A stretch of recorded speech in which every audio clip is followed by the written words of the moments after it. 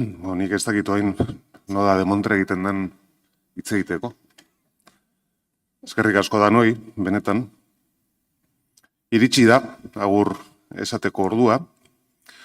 Orain dela 14 urte eta 4 hilabete sartu nintzen Donostiako udaletxe honetan, ate horretatik. Nere hiriaren alde dan egitera. Azken 10 urte eta 4 hilabetetan nere hiriko alkatea izatea egokitu zait. Egokitu zaizkidan ardura politiko guztietatik, hau izan da zalantzari gabe zoragarriena. Gogorra batzuetan arduraz betea beti, baino zoragarria. Ez dago maite dezunaren alde lan egiteko aukera bezalakorik. Alkate izateak aukera aparta eskaini dit maite dudan Donostia, amestuko ez nuken bezala ezagutzeko. Horregatik, agur esaterakoan eskerrak ematea dagokit. Jende askori eskerrak ematea. Denik eta behin, Donostiarrei. Zuen konfidantzagatik, bihotzean daramatori beti-betirako. Nere alderdiari, Eusko Alderdi Jeltzaleari, hautagai izateko aukera eman zidalako.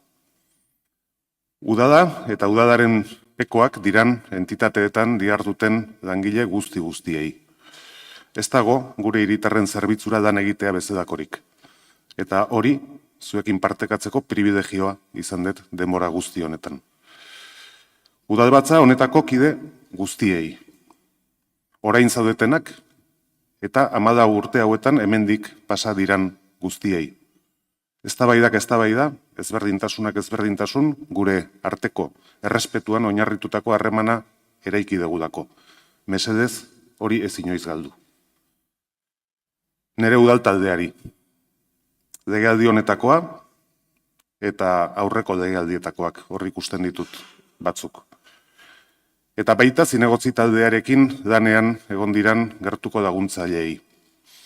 Zuek zerate, hemendik aurrera gehien faltan botako dudana. Oparia izan da niretzat zuekin lan egina dizatea. Eskerrik asko Jon, maite dugun hiria gidatzeko ardura onartzeagatik. Niretzako, abentura bat izan den bidaia honetan lagundu didazuen guztiei eta batez ere gaur hemen etzaudeten zenitartekoi eskerrik asko.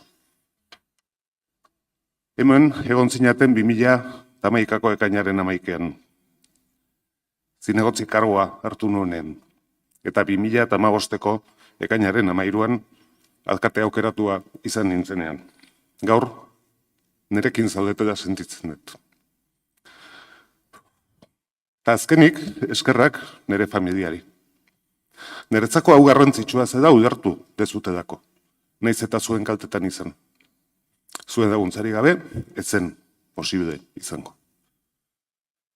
Euskeraz esaten dugun bezala, gaizki esanak barkatu eta ondo esanak gogoan hartu. Eskerrik asko denoi.